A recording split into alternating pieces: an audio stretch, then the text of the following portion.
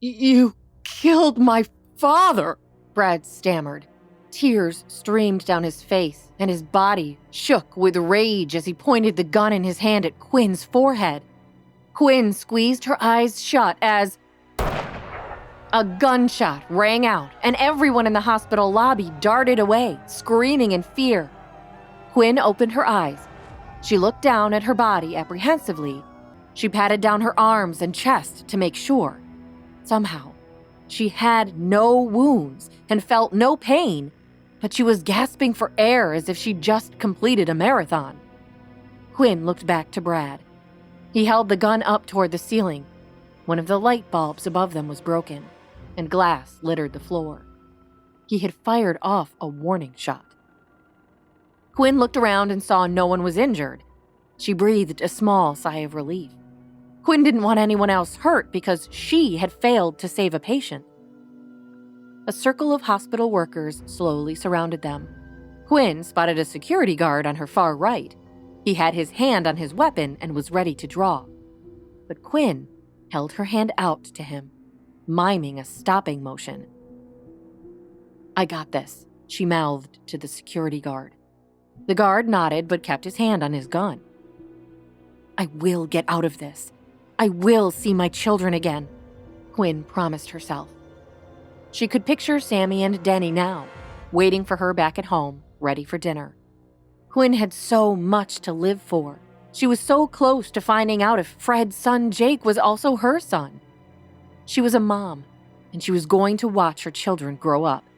They would not grow up without parents like she did. Brad's voice shook her back to the present. "Don't you dare," Brad warned the security guard. The guard removed his hand from his weapon and took a step back. "Brad, I know that you're angry with me right now, and you have every right to be. I couldn't save your father. I would be angry with myself, too." Feeling like she was making headway, Quinn held her hands out and moved cautiously toward Brad, who lowered the gun ever so slightly. "You should be sorry," Brad continued. "I am," Quinn insisted. "I am so sorry. I failed your father." Brad burst into tears. "He's gone. My father is gone." Quinn walked closer to Brad. She was only a few feet away from him now. She reached out slowly for the gun. Just as she was about to reach the tip of the weapon with her fingertips, Brad reached forward and grabbed her instead. Brad spun Quinn around and pinned her to his chest with his arm. "Do you think I'm an idiot? I know what game you're trying to pull. You're not getting away from me. You need to pay for this."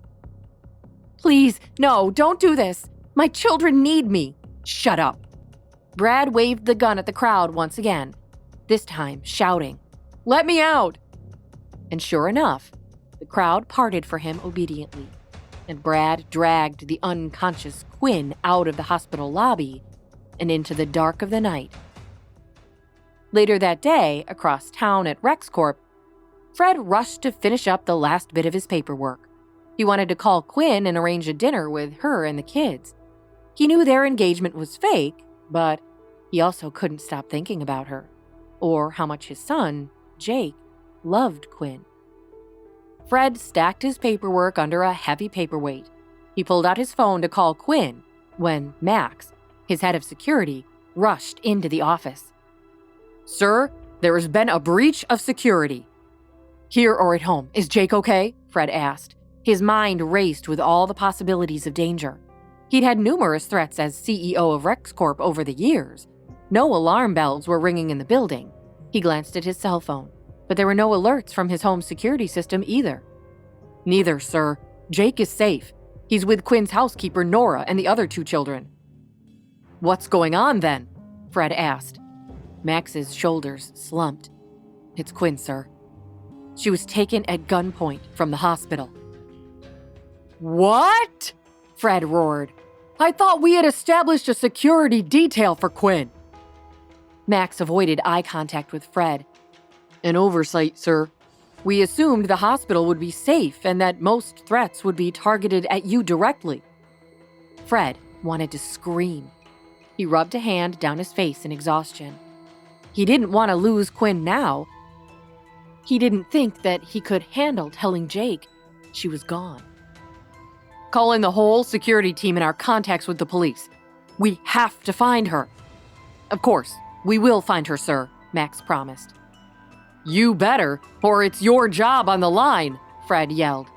Hi, Quinn here, and if you're wondering what happens next, click on the link in the description to listen to the full audio series.